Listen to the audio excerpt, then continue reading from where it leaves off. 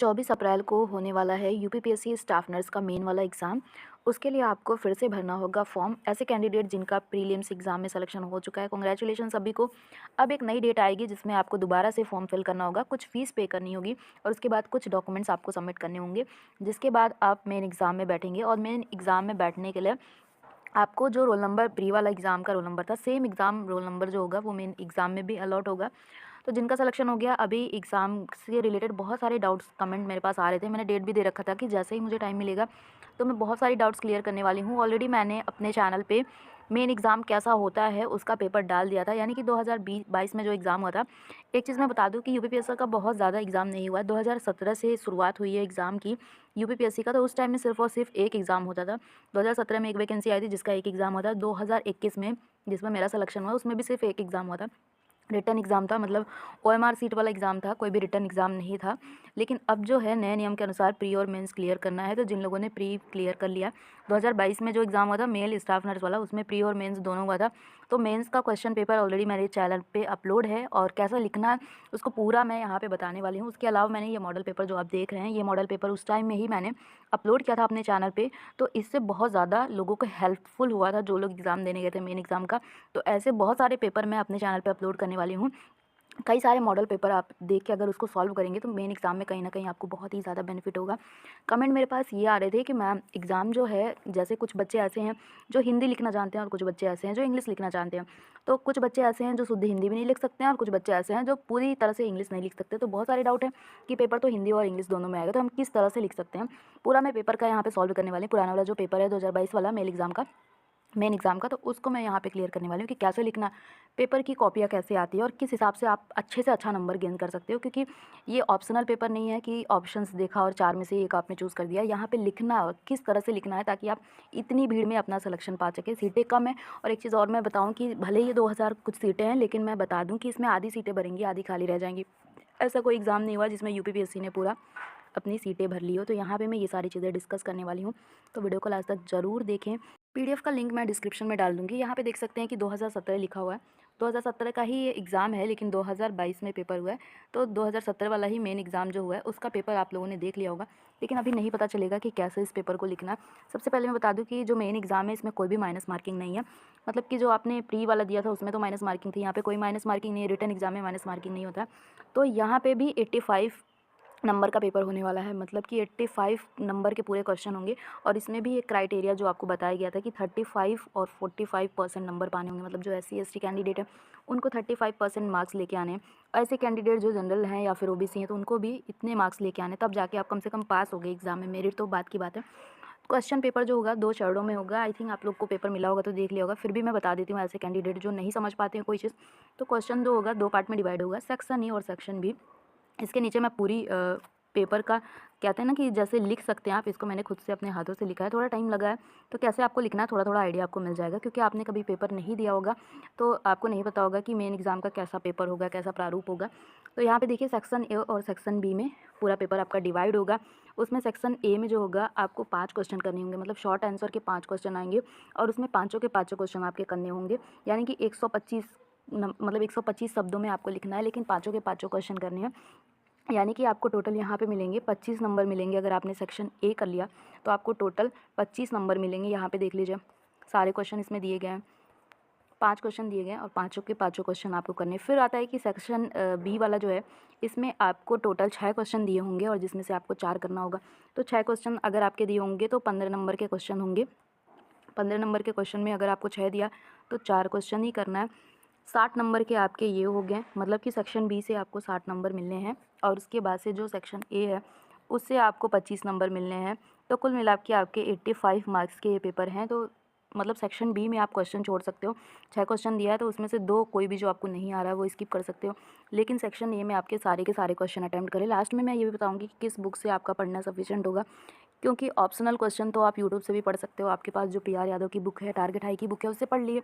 लेकिन अभी main exam जो है उसके लिए आपको PR यादव या फिर टारगेट हाई बुक जो है सफिशिएंट नहीं होगा, क्योंकि थियरी लिखना है एग्ज़ाम में। और इन सब बुकों में सिर्फ शॉर्टकट में दिया गया इंपॉर्टेंट चीज़ें दी गई हैं, थियरी बहुत ज़्यादा डिटेल में नहीं दिया गया। और पेपर के हिसाब से आप देख सकते हो कि सोशियोलॉजी से क्वेश्चन उठाए गए हैं, मेंटल हेल्थ से उठाए गए हैं और ऑप्स एंड गायनी से उठाए गए हैं। तो ये सारी चीज़ें डिटेल में पढ़ने के बाद ही पता चलेगा कि एग्जैक्ट आप क्या लिख सकते हो। सबसे पहले सेक्शन ए में आप क्वेश्चन देखो कि सामाजिक स्तरीकरण के बारे में संक्षेप में लिखिए। क्वेश्चन आपको पेपर नहीं दिख रहा है, लेकिन मैं बता दूँ, मेरे पास ये पेपर जो है थोड़ा धुंधला ही है, फिर मैं आपको बता देती हूँ। पहला क्वेश्चन यहाँ पे दिया गया है कि सामाजिक स्तरीकरण के बारे में लिखिए। ये क्वेश्चन सोशियोलॉजी से पूछा गया। अगर मान लीजिए आप थियरी की बुक नहीं पढ़ते हो, सिर्फ क्वेश्चन ही सॉल्व करके जाते हो, तो इसमें आपको कुछ नहीं समझ में आएगा। डिटेल में लिखना होगा कि सामाजिक स्तरीकरण क्या होता है।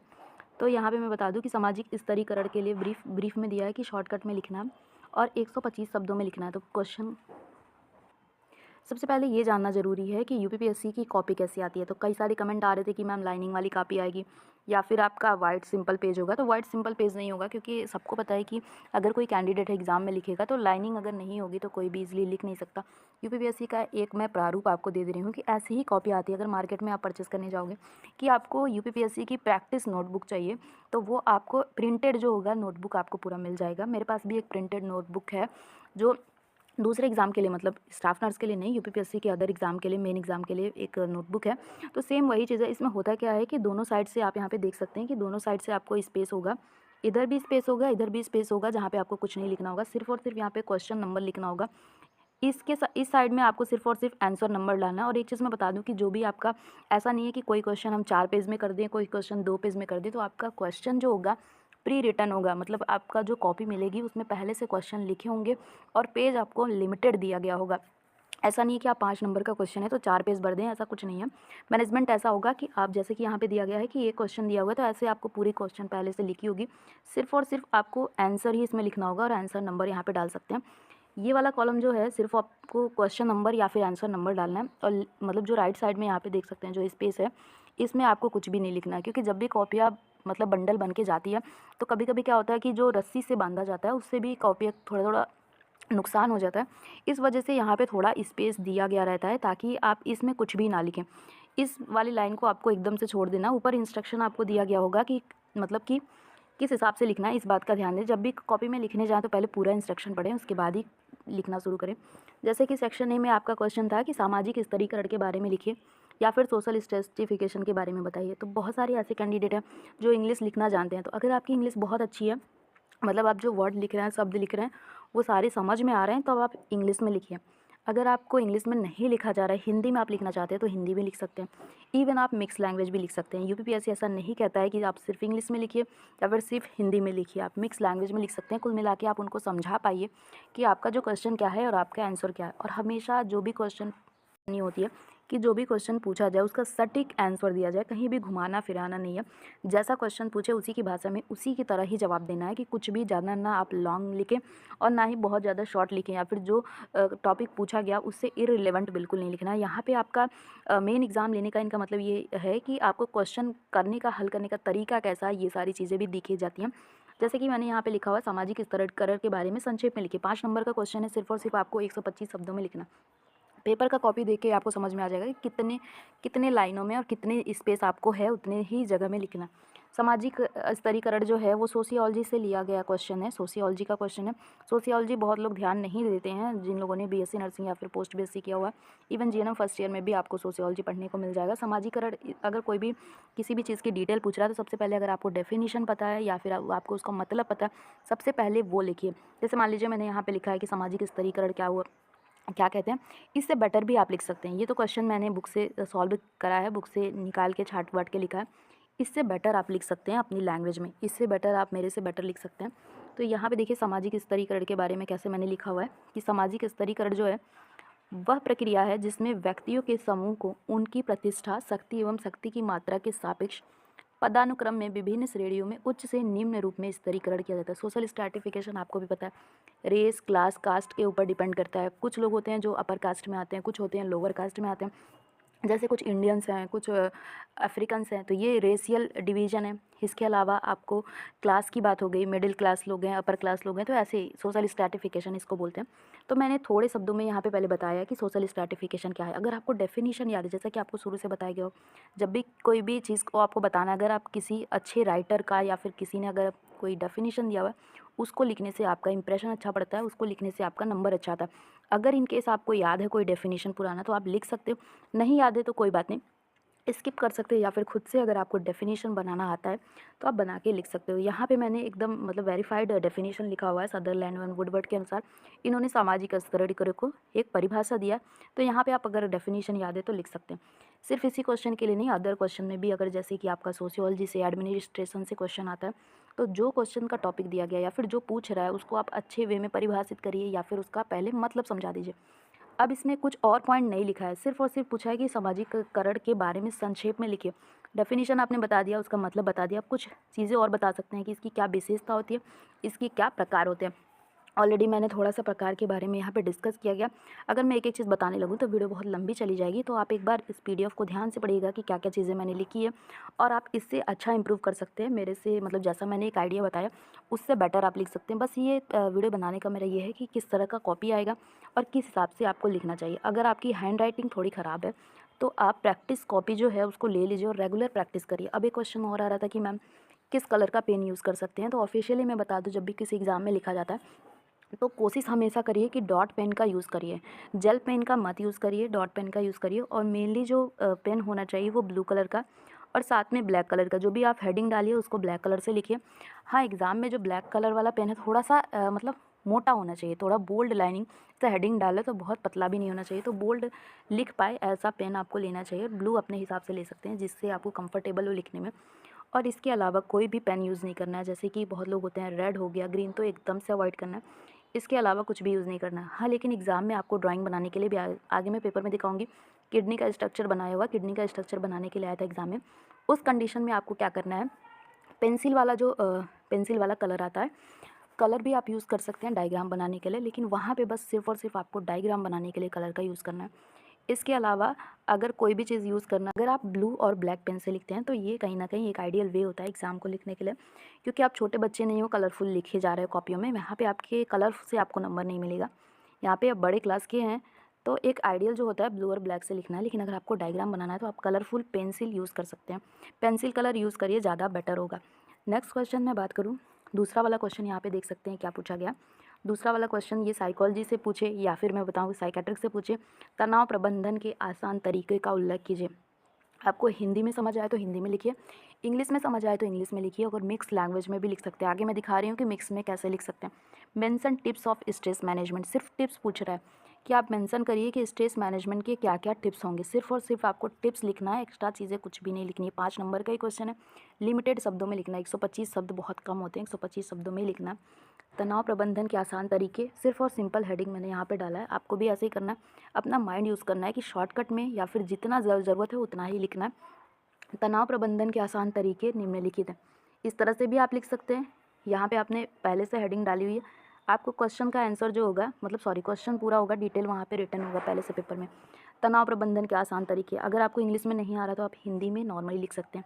तनाव के कारण का पता लगाना, उसका उपाय करना, सकारात्मक सोचना, जीवन शैली में बदलाव लाना, व्यायाम करना, स्वीकार करना ऐसी घटनाएं जिनको नियंत्रित नहीं कर सकते, समय का अत्यधिक प्रभावी ढंग से, मतलब ये पूरी मैंने डिटेल यहाँ पे लिख सकती है। एक एक चीज़ मैं पढ़ के बताऊँगी तो वीडियो बहुत लंबी चली जाएगी। आप डिटेल में इसको पढ़िएगा कि बस उपाय बताया गया है कि तनाव को कैसे दूर कर सकते हैं। हेडिंग वाइज यहाँ पे लिखना पॉसिबल नहीं है, तो आप पॉइंट वाइज लिख सकते हैं। सिर्फ और सिर्फ तरीके पूछ रहा है तो यहाँ पे तरीके ऐसे लिख सकते हैं। नेक्स्ट क्वेश्चन जो है, थर्ड क्वेश्चन आप यहाँ पे देख सकते हो, पूछा गया। थर्ड क्वेश्चन में ये पूछा गया है कि महत्वपूर्ण स्वास्थ्य आंकड़ों की गणना करें तथा उनकी उपयोगिता को लिखें।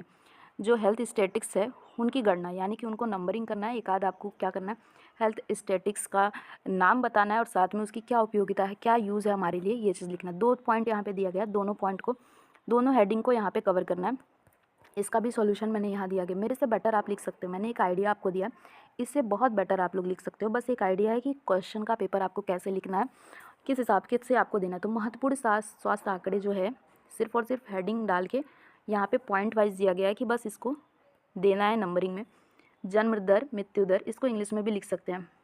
विशेष मृत्यु दर, शिशु मृत्यु दर, मातृ मृत्यु दर, सामान्य प्रजनन दर, जीवन प्रत्याशा, क्रूड मृत्यु दर, विवाह दर, तलाक दर, और भी बहुत सारे हैं जो हेल्थ स्टैटिक्स है। बहुत सारे कैंडिडेट ऐसे होंगे जिन्होंने जीएनएम किया होगा, तो वो लोग इंग्लिश इतने अच्छे से नहीं लिख पाते हैं। जिन लोगों ने इंग्लिश मीडियम से पढ़ाई करी होगी वो तो लिख लेंगे, लेकिन जीएनएम में मिक्स लैंग्वेज में लिखा जाता था। आपको पता होगा अगर आपने जीएनएम किया होगा, उसमें हिंदी और इंग्लिश मिक्स करके लिखते थे। लेकिन जो बीएससी नर्सिंग के कैंडिडेट हैं उन लोगों को सिर्फ और सिर्फ इंग्लिश में एग्जाम देना होता है, तो वो लोग तो थोड़ी बहुत इंग्लिश लिख लेंगे और अच्छी खासी भी लिख लेंगे। लेकिन जो लोग जीएनएम कैंडिडेट है उनको बहुत ज़्यादा टेंशन थी कि मैम कैसे लिखेंगे एग्ज़ाम में। तो मैं बता दूँ, हिंदी इंग्लिश आप दोनों लिख सकते हैं। बस आपका मेन मकसद है कि क्वेश्चन जो पूछा गया है, आपका जो आंसर हो उसके अकॉर्डिंग एकदम सही होना चाहिए। जो आप कहना चाहते हो वो जो एग्ज़ामिनर है वो उसको समझ पाए, ये ज़्यादा इंपॉर्टेंट होता है। बहुत ज़्यादा शुद्ध हिंदी का भी उपयोग नहीं करिएगा, जैसे कि किडनी है तो गुर्दा नहीं लिखिएगा, क्योंकि आजकल हर कोई जो है एडवांस लैंग्वेज में पढ़ रहा है। तो जो आपके एग्ज़ामिनर होंगे वो भी डॉक्टर्स होंगे, बड़े लेवल के अधिकारी होंगे, या फिर नर्सिंग प्रोफेशन के बड़े लेवल के जो होंगे वो लोग होंगे। तो उन लोगों को भी थोड़ी प्रॉब्लम होगी आपकी एकदम शुद्ध हिंदी जो हो वो समझ के। तो बीच बीच में आप इंग्लिश के जो शब्द हैं जो नॉर्मल कॉमन भाषा में यूज़ होते हैं वो सारी चीज़ें लिखिएगा, ताकि उन्हें भी समझने में आसानी हो। महत्वपूर्ण स्वास्थ्य आंकड़े यहाँ पे मैंने लिख दिया। इसके बाद देखिए मैंने कानूनी क्या उपयोगिता है ये भी लिख दिया, कि क्या यूज़फुलनेस है हेल्थ स्टैटिक्स का। तो ऐसे करके क्वेश्चन को छाँट के मैंने यहाँ पे लिखा हुआ है। एक बार ज़रूर पढ़ें। जो चीज़ का हिंदी पॉसिबल नहीं हो आप उसको इंग्लिश लिख सकते हैं। नेक्स्ट क्वेश्चन पूछा गया है, तीसरा क्वेश्चन यहाँ पे पूछा गया कि मिडवाइफरी में, एक मिनट में बता दूँ, सॉरी, तीसरा क्वेश्चन यहाँ पे दिया गया, सॉरी चौथा क्वेश्चन दिया गया कि मिडवाइफरी एवं स्त्री रोग नर्सिंग के नैतिक एवं कानूनी पहलुओं का उल्लेख करिए। या फिर पूछ रहा है clinical and legal aspect related to midwifery and gynaecology nursing. ये क्वेश्चन छोटा नहीं है, लेकिन 5 नंबर के हिसाब से 125 शब्दों में ही आपको लिखना है। तो आपको वहाँ पे अपना दिमाग यूज़ करना है कि क्या चीज़ पूछ रही है और क्या चीज़ हमें लिखनी है। यहाँ पे मैंने एक इंग्लिश वाला क्वेश्चन भी यहाँ पे डाल रखा है, मतलब इंग्लिश में आप यहाँ पे कैसे लिख सकते हो। क्वेश्चन ऑलरेडी लिखा हुआ है। अगर आपको टोटल इंग्लिश आ रहा है, बीएससी नर्सिंग कैंडिडेट हो, पोस्ट बीएससी हो, तो उनके लिए इंग्लिश लिखना ईजी होगा। लेकिन अगर आपको एग्जैक्ट अच्छे से इंग्लिश आता है लिखने के लिए, जो आप लिख रहे हैं सेंटेंस वो क्लियर हो, तब जाके आप इंग्लिश का यूज़ करें। ऐसा नहीं कि सिर्फ इंग्लिश में लिख दोगे तो आपको नंबर मिलेगा और हिंदी में लिखोगे तो नहीं मिलेगा, दोनों में नंबर मिलेगा। बस ये है कि आपका कॉन्सेप्ट क्लियर होना चाहिए, जो आप लिख रहे हो वो चीज़ें सही होनी चाहिए और एग्जामिनर को समझ में आनी चाहिए। इसका आंसर मैंने इंग्लिश में यहाँ पे लिखा हुआ है, तो आप इसको समझिएगा। इथिकल और लीगल एस्पेक्ट, सबसे पहले मैंने ऊपर लॉ नर्सिंग में क्या चीज़ है उसको यहाँ पे डिस्क्राइब किया गया है। पहले मैंने थोड़ा सा इंट्रोडक्शन यहाँ पे दिया हुआ है। उसके बाद यहाँ पे जो पूछा है ethical and legal aspect related to midwifery and gynaecology, तो यहाँ पे मैंने इसको लिखा हुआ है। क्या क्या एस्पेक्ट्स हैं सारी चीज़ें मैंने यहाँ पे पॉइंट वाइज लिखी हुई है। सिर्फ एक एक पेज में ही लिखा है, बस आपको ये बताने के लिए कि लिखने का तरीका क्या है। इसके अलावा भी जैसे ही आपका क्वेश्चन पेपर होगा, सॉरी आंसर शीट होगी, उसमें जितने पेज आपको दिए गए होंगे लिखने के लिए उतने पेज तक आपको लिखने हैं मैक्सिमम। यहाँ पे सिर्फ एक ही पेज मैंने लिखा हुआ है क्योंकि मेरे पास भी थोड़ा टाइम कम था, बस आपको समझाना था। अब देखो मिक्स वाला कैसे लिखते हैं, यहाँ पे देखिए मिक्स लैंग्वेज में मैंने थोड़ी लिखने की कोशिश करी है। क्वेश्चन नंबर 5 था कि सूक्ष्म जीवों का वर्गीकरण करें तथा उनके विकास को प्रभावित करने वाले कारकों की गणना करें।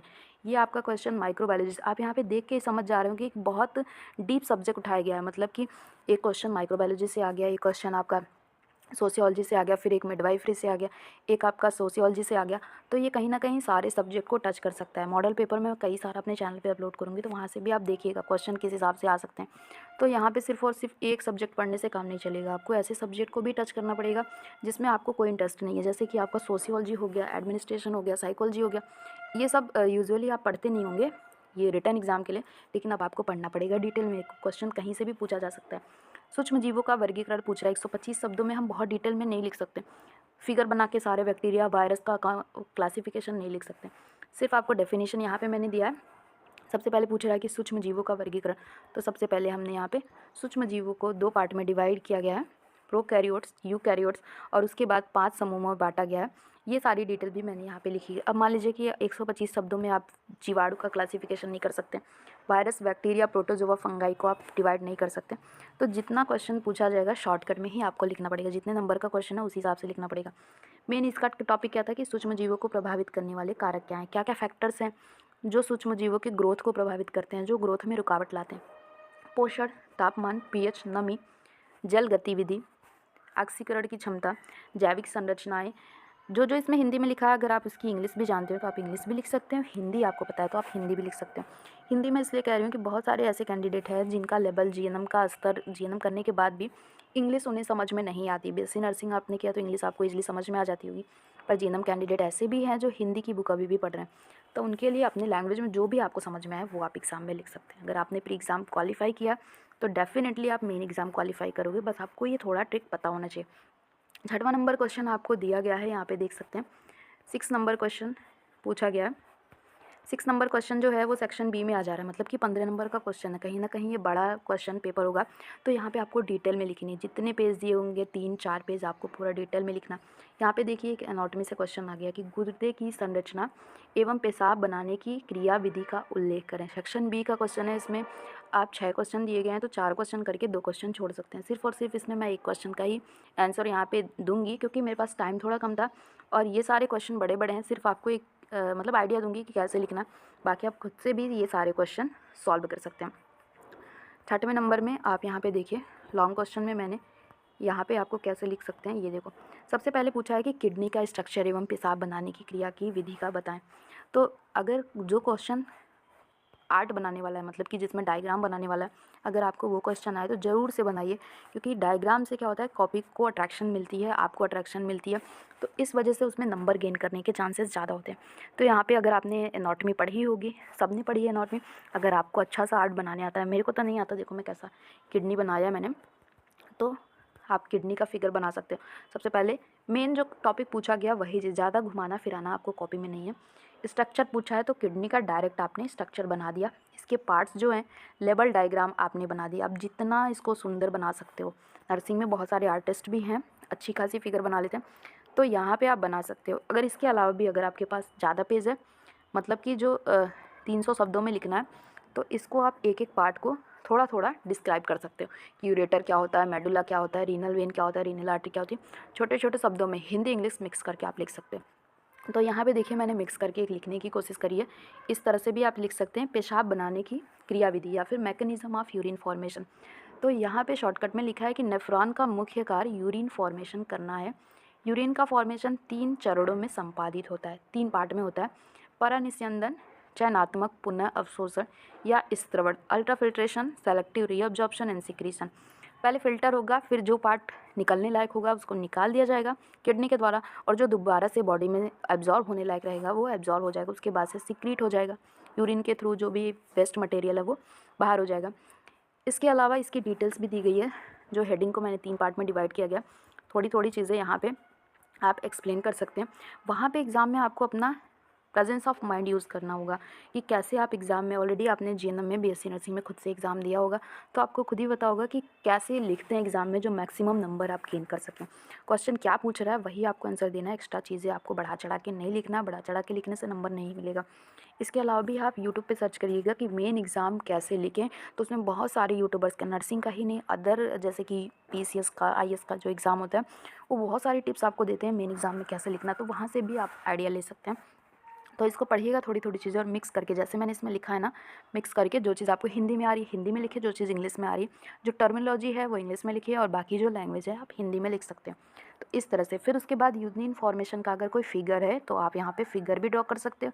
यहाँ पे मैंने एक ऑनलाइन फिगर सर्च करके थोड़ा बहुत डिस्क्रिप्शन दिया हुआ है, तो ये सारी चीज़ें मैंने बताई।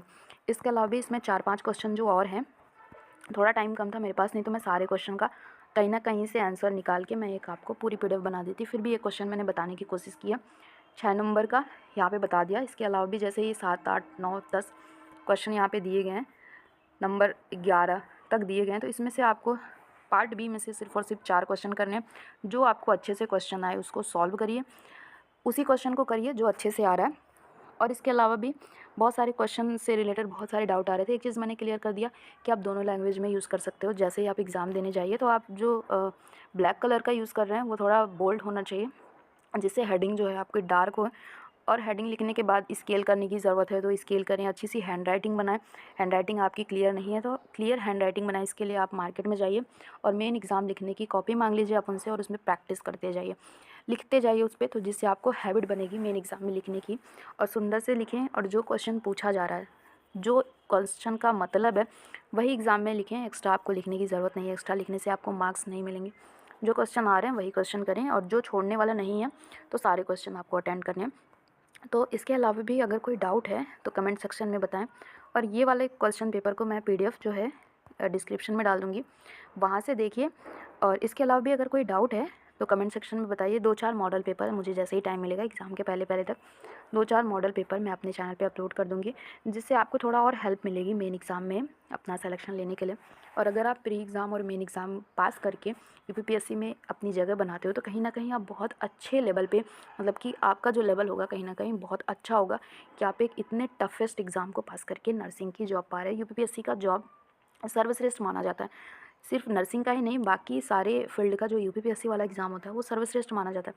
इसमें सिलेक्शन आपका हो जाएगा। All the best. जैसे मैंने बताया, उससे अगर आपको थोड़ी भी हेल्प मिली होगी तो कमेंट सेक्शन में ज़रूर बताएं। मिलते हैं नेक्स्ट वीडियो में। Love you all, bye.